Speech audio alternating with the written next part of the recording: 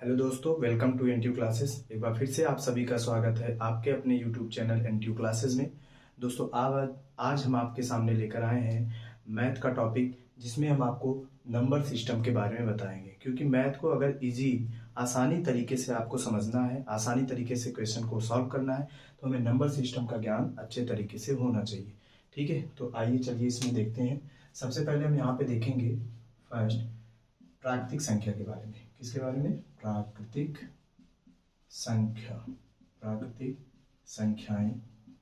ठीक है, जिसको हम इंग्लिश में क्या बोलेंगे? Natural number, natural numbers, natural numbers. ठीक है, तो प्राकृतिक संख्या वे संख्याएं होती हैं जो आपका एक से स्टार्ट हो, 1 2 3 4 और कहाँ तक जाइए? अनंत तक। अर्थात इसमें एक से लेकर अनंत संख्याओं का क्या होता है? समूह होता है। तो उसको हम क्या बोलते हैं? प्राकृतिक संख्या बोलते हैं। ठीक है, एक से लेकर अनंत तक। तो सीधा सीधा बोल सकते हैं कि ऐसी संख्याओं का समूह जिसमें एक से लेकर अनंत तक संख्याएं आती हैं, उसको हम क्या कहते हैं? प्राकृतिक संख्या। उसके बाद आपका आता है सेकंड, पूर्ण संख्या। पूर्ण संख्याएं, जिसको हम क्या कहते हैं? पूर्ण संख्याओं को इंग्लिश में होल नंबर कहते हैं। ठीक है, होल नंबर्स। होल नंबर आपके क्या होते हैं? जो प्राकृतिक संख्याएं होते हैं, बस उसके साथ हम स्टार्टिंग में क्या ले लेते हैं? जीरो ले लेते हैं। अर्थात ये अपने आप में क्या हो जाता है? पूरा हो जाता है। 0 1 2 3 4 dot dot dot dot dot infinite. ठीक है, तो 0 से लेकर आपका इनफाइनाइट। ठीक, जिस प्रकार से आप कहीं जाते हैं, अगर इनविटेशन में खाना खाते हैं, तो खाना खाने के बाद लास्ट में आप आइसक्रीम जरूर खाते हैं। ठीक है, तो ठीक वही समझिए, इनविटेशन में गए, आपने वहां पे सब कुछ सारे डिश खाया, लास्ट में आप क्या करते हैं? आइसक्रीम जरूर खाते हैं। तो आइसक्रीम जैसे ही आपने खाया तो आप एक प्रकार से क्या हो जाते हैं? परफेक्ट हो जाते हैं। अर्थात अब भोजन हमारा क्या हो गया? पूरा हो गया। ठीक उसी प्रकार से प्राकृतिक संख्याओं के समूह में यदि हम वहां पे जीरो ऐड कर दे, तो वो हमारे टोटल संख्याओं का समूह किसमें बदल जाता है? पूर्ण संख्याओं में। ठीक है, तो इसी प्रकार आगे हम लोग थर्ड देखेंगे पूर्णांक के बारे में। ये सबसे इंपॉर्टेंट टॉपिक है आपका पूर्णांक, जिसको हम इंग्लिश में क्या कहते हैं? इंटीजर कहते हैं, इंटीजर्स। ठीक है, क्योंकि आगे आप कहीं भी लगाएंगे पूर्णांक से क्वेश्चन पूछे जाते हैं। पूर्णांक में हमें क्योंकि इसमें जो है 3 टाइप के नंबर्स पाए जाते हैं, तीनों टाइप के नंबर्स के बारे में आपको अच्छे से ज्ञान होना चाहिए। ठीक है, क्योंकि क्वेश्चन जो पूछता है, अब पूर्णांक के बारे में क्वेश्चन पूछेगा तो क्वेश्चन में आपको सम, विषम, ठीक है, धनात्मक या ऋणात्मक या फिर शून्य, इस टाइप के क्वेश्चन पूछेगा। तो हमें अगर पूर्णांक के बारे में पूरा पता रहेगा तो हम आसानी से क्वेश्चन को क्या कर सकते हैं? समझ सकते हैं। तो देखिए, पूर्णांक में 3 टाइप के नंबर आते हैं। ठीक है, जैसे आप बचपन में नंबर लाइन पे आप पढ़े होंगे, संख्या रेखा।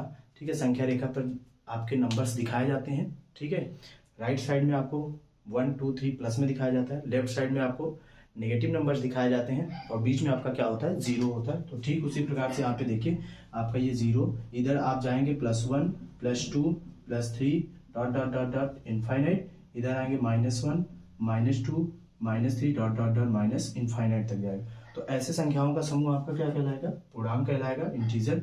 इधर आप देखेंगे तो आपके निगेटिव नंबर है, निगेटिव इंटीजर इसको बोलेंगे, निगेटिव इंटीजर। इधर आप देखेंगे तो यहाँ पे क्या है आपका? Positive integer, positive integer. और ये आपका क्या है? Zero integer. ठीक है, इसको हम क्या बोलेंगे? जीरो इंटीजर बोलेंगे। ठीक है, इंटीजर। ठीक, तो ये इसमें 3 टाइप के नंबर्स आपके यहाँ पे आ रहे हैं, पॉजिटिव, नेगेटिव और जीरो। ठीक है, क्वेश्चन में पूछता क्या है कि यदि कोई संख्या है, ठीक है, और वो संख्या कैसा है? सम या विषम में है। सम या विषम में है तो पॉजिटिव है कि नेगेटिव है, अर्थात धनात्मक विषम संख्या है कि ऋणात्मक विषम संख्या है। तो उसी तरीके से हम क्वेश्चन को वहां पे समझने की कोशिश करते हैं। ठीक है, तो ये 3 आपके नंबर यहाँ पे दिखाए। नेक्स्ट है आपका चौथा, हम देखेंगे यहाँ पे परमेय संख्या। ठीक है, ये भी काफी इंपॉर्टेंट है आपका, परमेय संख्याएं। परमेय संख्याएं, जिसको हम इंग्लिश में क्या बोलते हैं? रेशनल नंबर बोलते हैं, रेशनल नंबर्स। ठीक है, तो रेशनल नंबर्स के बारे में हम यहाँ पे देखेंगे।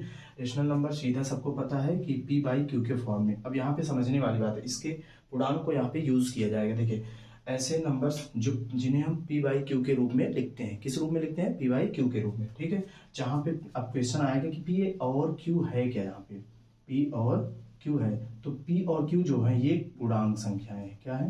पूर्णांक। क्वेश्चन आ गया ना, पूर्णांक संख्याएं या फिर पूर्णांक है। अब पूर्णांक का मतलब यहाँ पे क्या हो सकता है कि आपका जो p और q है ये पॉजिटिव संख्या भी हो सकती है, निगेटिव संख्या भी हो सकती है, विथ जीरो भी हो सकता है। लेकिन यहाँ पे एक कंडीशन है। कंडीशन क्या है आपका? q का वैल्यू कभी जीरो नहीं होगा। q not equal to zero. क्यों नहीं होगा इसको भी हम यहाँ पे समझ लेते हैं, ठीक है।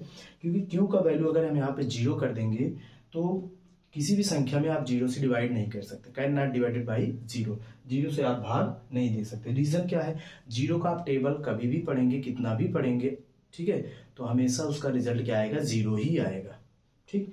तो उतनी बार नहीं जाएगा। अभी एग्जाम्पल देके हम आपको यहाँ पे समझाते हैं, ठीक है। तो पी बाई क्यू के रूप में लिख सके ऐसी संख्या जिन्हें हम पी बाई क्यू के रूप में लिख सकते हैं। और पी और क्यू क्या है? वहां पे एक पूर्णांक है, बट वहां पे Q not equal to zero, Q का वैल्यू जीरो नहीं। पी जीरो आपका हो सकता है, ऊपर आपका कुछ भी हो सकता है, पॉजिटिव भी हो सकता है, निगेटिव भी और जीरो भी हो सकता है, ठीक है। लेकिन क्यू का वैल्यू जीरो नहीं हो सकता है, ठीक है। तो इसका मतलब ये परिमेय संख्या में किसका यूज हो रहा है? पूर्णांक का यूज हो रहा है। अब इनके माध्यम से अगर आपको देखा जाए तो परिमेय संख्याएं भी तीन टाइप से बन सकती है। तीन टाइप से, क्योंकि एक जीरो वाला, जीरो भी आपका परिमेय संख्या है।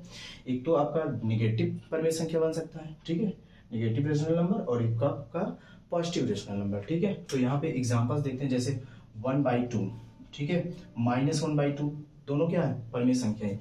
जीरो क्या है? परिमेय संख्या, क्योंकि जीरो को हम 0/1 कर सकते हैं, और एक में जीरो का भाग देंगे तो क्या आएगा? आपका जीरो आएगा, ठीक है।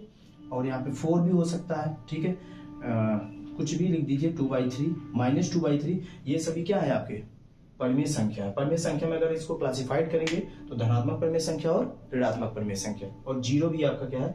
परिमेय संख्या। तो इस प्रकार से ये आपका परिमेय संख्या होता है, ठीक है। उसके बाद सॉरी, उसके बाद नेक्स्ट आपका आता है यहाँ पे 5वें नंबर पे, आप बोल सकते हो अपरिमेय संख्या। अपरिमेय संख्या, अपरिमेय संख्या, ठीक है। तो अपरिमेय संख्या यहाँ पे हम देखेंगे, ठीक।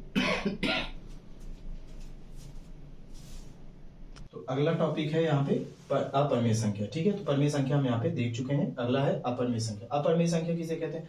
ऐसी संख्या जो रूट में होती है, जिनका वर्गमूल हम नहीं निकाल सकते हैं। रूट में वो सभी संख्याएं क्या होती हैं? अपरिमेय। जैसे √3 हो गया, √2 हो गया, √19 हो गए, ठीक है। और इसमें आपका पाई भी आता है, ठीक। पाई का वैल्यू, पाई का एक वैल्यू होता है, पाई का मान होता है 22/7, जो कि फिक्स वैल्यू नहीं होता, क्योंकि इसको भी अगर भाग देते हो तो दशमलव के बाद ये अनंत तक जाता है, ठीक है। तो ये कंफर्म वैल्यू नहीं होता है। तो यहाँ पे एक मानक है 22/7, ठीक। तो ये आपका किस में जाएगा? अपरिमेय संख्या में। ये सभी संख्याएं अपरिमेय संख्या में जाएंगी, ठीक है। और यहाँ पे एक, यहाँ पे बच्चों को कंफ्यूजन सबसे ज्यादा होता है। यहाँ पे आप देखिएगा, ठीक है, जैसे हम यहाँ पे लिख दिए 0/1, इसका वैल्यू क्या होगा? या फिर 1/0, तो इसका वैल्यू क्या होगा, ठीक है। आपको पता है किसी भी संख्या में हम जीरो से भाग नहीं दे सकते हैं, तो उसका वैल्यू हमेशा क्या आता है? यहाँ पे इनफाइनाइट है, अपर प्लस। अर्थात आप जीरो का टेबल पढ़िए कि वो वहां पे एक आ जाए, कुछ भी हो सकता है। जैसे यहाँ पे मान लीजिए 4 रख दिए, ठीक है, तो जीरो का टेबल पढ़िए तो आपका क्या आना चाहिए? 4 आना चाहिए। तो कभी आएगा 0 एकम 0, 0 दुक्के 0, 0 तिक्के 0, क्योंकि हम जीरो में किसी भी संख्या से मल्टीप्लाई करेंगे तो हमारा रिजल्ट क्या आएगा? हमेशा 0 आएगा, कभी 4 आएगा नहीं। क्योंकि जब हम किसी संख्या में भाग देते हैं तो उसका भागफल ही उसका क्या होता है? रिजल्ट होता है, ठीक है। तो यहाँ पे ये कंडीशन, अब यहाँ पे अपरिभाषित क्यों रखा गया? क्या पता, आपको कोशिश करना है, आप कोशिश करते हुए जाइए, जाते रहेंगे, अनंत तक जाएंगे, तब भी वहां पे संभव नहीं होगा वैल्यू। इसलिए यहाँ पे क्या हो जाता है? अपरिभाषित, अर्थात इसको हम डिफाइन नहीं कर सकते। तो वहां पे हम इस इनफाइनाइट नोटेशन के साथ यहाँ पे क्या करते हैं? डिनोट करते हैं, ठीक है। और इसमें अगर हम इसमें भाग दे, जैसे यहाँ पे 0/4 हो गया, 4 से डिवाइड करना है, ठीक है। तो 4 से अगर इसमें हम डिवाइड करेंगे तो सीधा भाग चला जाएगा, क्योंकि आप बचपन में पढ़े होंगे छोटे क्लासेस में, क्लास 1-2 में टेबल की जो बुक आती है उसमें लिखा रहता है, सबसे पहले यही देता है। क्या देता है उसमें? कि आप जैसे 2 का टेबल पढ़ रहे हैं तो 2 × 0 = 0, उसके बाद 2 × 1 = 2, तब जाके आपका टेबल यहाँ पे स्टार्ट होता है, ठीक है। तो स्टार्टिंग में क्या? 2 × 0 = 0, अर्थात अब यहाँ पे 4 का टेबल आप पढ़िए कि 0 आ जाए, तो 4 0 हम में 0 कितनी बार गया? 0 बार। इसका मतलब रिजल्ट क्या है? 0। इसलिए यहाँ पे रिजल्ट क्या होता है? 0 होता है, ठीक है। तो इस प्रकार से यहाँ पे हम 5 नंबर सिस्टम में 5 देखें। इसमें और भी नंबर, बहुत सारे नंबर्स हैं, लेकिन एक ही वीडियो में हम सारा टॉपिक यहाँ पे क्लियर नहीं कर सकते हैं, क्योंकि वीडियो लंबा हो जाएगा, ठीक है। तो बाकी के जो आपके टॉपिक होंगे वो नेक्स्ट वीडियो में हम देखेंगे। अभी इसमें कुछ बातें रह गई हैं, वो हम आपको बता देते। अब यहाँ पे आपको देखना ये है कि प्राकृतिक संख्याएं पूर्ण संख्याएं पूर्णांक, परिमेय और अपरिमेय में कुछ संबंध देखते हैं। ठीक है, आप ये बताइए प्राकृतिक संख्या क्या होता है, 1 2 3 इनफाइनाइट तक। ठीक है, पूर्ण संख्या 0 से लेकर आपका इनफाइनाइट तक होता है। ठीक, क्या हम प्राकृतिक संख्या को पूर्ण संख्या बोल सकते हैं? अर्थात प्राकृतिक संख्या तो 1 से लेकर इनफाइनाइट है।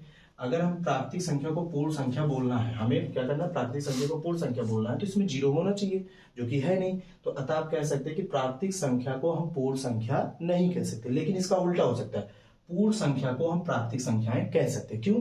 क्योंकि पूर्ण संख्याएं जो है ये 0 से लेकर यहां तक है और प्राकृतिक संख्या 1 से इनफाइनाइट, तो 1 से इनफाइनाइट आपका इसमें मैच करना मिल रहा है, अर्थात हम इसको क्या बोल सकते हैं, प्राकृतिक संख्या बोल सकते हैं। उसी प्रकार से अन्य में भी हम संबंधित कर सकते हैं, जैसे पूर्णांक, पूर्णांक को हम प्राकृतिक संख्या इसमें है, मिल जाएगा, पूर्ण संख्या भी मिल सकती है। पूर्णांक को हम प्राकृतिक संख्या भी बोल सकते हैं, पूर्ण संख्या भी बोल सकते हैं, लेकिन इस पूर्णांक को हम प्राकृतिक संख्या नहीं बोल सकते। ठीक है, पूर्ण संख्या को हम पूर्णांक नहीं बोल सकते, क्योंकि पूर्णांक का कंडीशन, इंटीजर का कंडीशन होता है 3 टाइप के नंबर, उसमें पॉजिटिव नंबर्स भी मिले, नेगेटिव नंबर्स मिले विद 0। ठीक है, ये 3 टाइप का मिलेगा, तभी आपका ये कंप्लीट इंटीजर में आएगा। ठीक है, परिमेय संख्या आपको बताई दी है कि p बाई q के रूप में लिख सके। p और q क्या वहां पे पूर्णांक है।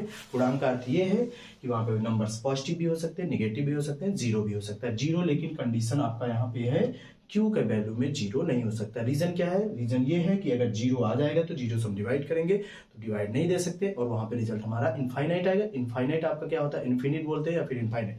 ठीक है, जो अपरिभाषित है वो हमेशा क्या होता है, अपरिमेय होता है। ठीक है, तो अपरिमेय में अपरिभाषित को भी क्या होता है, रखा जाता है। ठीक है, और अपरिमेय में आपका रूट, जिसके हम स्क्वायर रूट वगैरह नहीं निकाल सकते, वे सभी संख्या किस में जाती हैं, अपरिमेय संख्या में। अब यहाँ पे एक और पॉइंट है कि हम किसी भी संख्या का पावर अगर 0 रखते हैं, किसी भी संख्या का पावर अगर 0 लेते हैं तो उसका वैल्यू हमेशा क्या होता है, 1 होता है ना। लोग लिख देते हैं कि किसी भी संख्या का पावर है, जैसे मान लीजिए यहाँ पे हम लिख दिए 2 का पावर 0, इसका वैल्यू 1। ठीक, कुछ भी लिख दो, का पावर 0, इसका वैल्यू 1। हम अपना नाम लिख दें यहाँ पे अंकित, ANKIT, अंकित, अंकित का पावर 0 इक्वल टू 1। तो ये होता कैसे, हम यहाँ पे आपको बताते हैं। ठीक है, ये आपका बाइनो उसमें है, क्या कहते हैं, घातांक चैप्टर से है। ठीक है, तो उसी का इसमें यूज होगा। हम इसमें आपको क्लियर करा देते हैं कि किसी भी संख्या का पावर अगर 0 होता है तो उसका वैल्यू हमेशा क्या होता है, 1 होता है। ऐसा क्यों? ठीक है, तो आई होप ये टॉपिक आपको क्लियर हो गया होगा। ठीक है, तो इसमें चलिए देखते हैं कि किसी भी संख्या का पावर अगर 0 है तो उसका वैल्यू हमेशा 1 क्यों। जैसे हम यहाँ पे ले लेते हैं एग्जाम्पल, मान लीजिए 3 है, 3 का पावर क्या है, 0। ठीक है, तो 3 का पावर 0 हमें सिद्ध करना है कि 1 होता है, तो हम यहाँ पे सिद्ध करके आपको दिखाते हैं। ये बताइए 3 का पावर 0 है तो हम इसको क्या लिख सकते हैं, 3 का पावर यहाँ पे कुछ भी लिख दे, जैसे 2 - 2 लिख सकते हैं 0 की जगह, क्योंकि 2 में से 2 घटाएंगे क्या आएगा, 0। तो 0 के प्लेस पे हम क्या लिख दिए, 2 - 2। ठीक है, अब इसको हम ब्रेक कर सकते हैं। ब्रेक करेंगे तो यहाँ पे 3 का पावर 2 इंटू 3 का पावर -2 लिख सकते हैं, क्योंकि जब बेस आपका सेम होता है तो गुणे में घात क्या होती है, जुड़ती है। यहाँ पे ऐड हुआ है तो ऐड यहाँ पे प्लस होगा तो प्लस माइनस माइनस हो जाएगा, अर्थात इसको हम तोड़ के ऐसे लिख सकते हैं। अब नेक्स्ट प्रोसेस में क्या लिख सकते हैं, 3 का स्क्वायर है। अब कोई भी संख्या अगर माइनस है पावर उसका तो नीचे आती है तो प्लस में हो जाती है, अर्थात यहाँ पे हम लिख सकते हैं 1/3 का पावर प्लस में 2। ठीक है, अब यहाँ भी ये सेम है, दोनों कट जाएगा तो रिजल्ट क्या आया, 1 आया।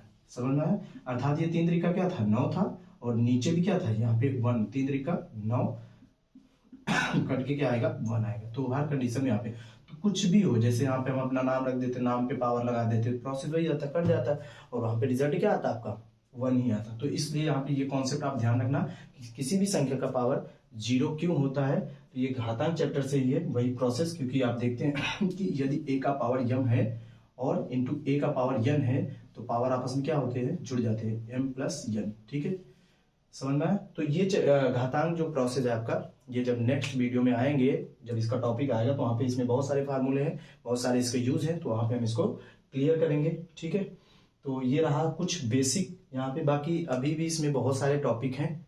ठीक है, नंबर सिस्टम में सम संख्या क्या है, विषम संख्या क्या है, अर्थात ऑड इवन हो गया। ऑड इवन तो जनरली सब जानते ही हैं कि 2 से कट जाए संख्या वो सम है, जो 2 से ना कटे वो आपका विषम है। ठीक है, उसके बाद आपका आएगा उसमें प्राइम नंबर क्या होते हैं, ट्विन प्राइम नंबर क्या होते हैं, ये सभी इन सभी टॉपिक का चर्चा हम नेक्स्ट वीडियो में करेंगे।